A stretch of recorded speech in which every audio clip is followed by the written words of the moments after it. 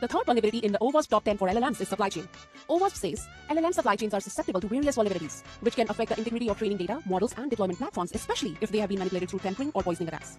In cybersecurity, a supply chain vulnerability is any weakness in the full lifecycle of building and running a product or a service. In simple terms, it's a risk introduced by something or someone you depend on, for example, a third-party or fourth-party vendors or third-party software that you use in your organization.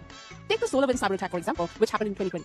Hackers inserted a malicious backdoor into what looked like a regular software update for their IT monitoring platform. That update was then pushed to 18,000 plus customers, including US government agencies, which actively used it in their environments.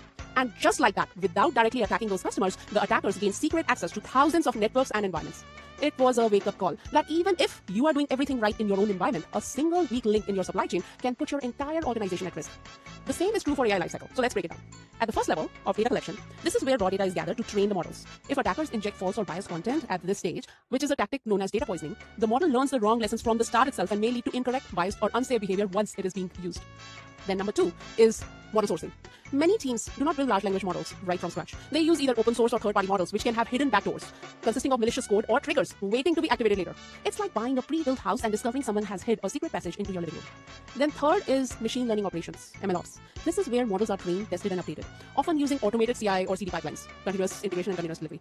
These make delivery fast and repeatable, but if it's compromised, attackers can inject malware, tamper with training data, or corrupt updates. Think of it like someone sneaking poison into your restaurant's automated food preparation line. That is why locking down MLOps in the LLM lifecycle is critical. Then last but not the least is the deployment phase. This is when the model goes live using cloud services, APIs, or plugins to serve real users.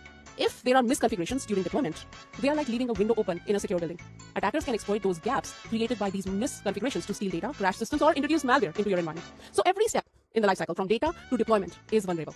So let's take an example of Hugging Face, which is a popular open source platform and community hub where developers share and download machine learning models, datasets, and tools.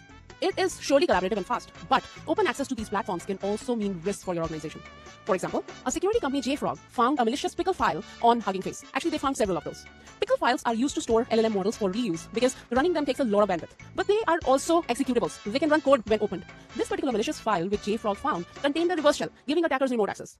So despite Hugging Face safety checks, the threat slipped through, showing how fragile trust can be when we rely on open source executable files. So let's talk about another real life case. In March of 2023, ChatGPT went down due to a bug, not in OpenAI's code, but in a third-party library which they were using called Redis 5. The flaw let users see other people's chat titles, not just that, but also the portions of their billing information. A small issue in one dependency caused a big privacy problem for OpenAI. So as you can see, LLM supply chain risks are way more complex than traditional software. Why? Because it depends on pre-trained models from platforms like Hugging Face.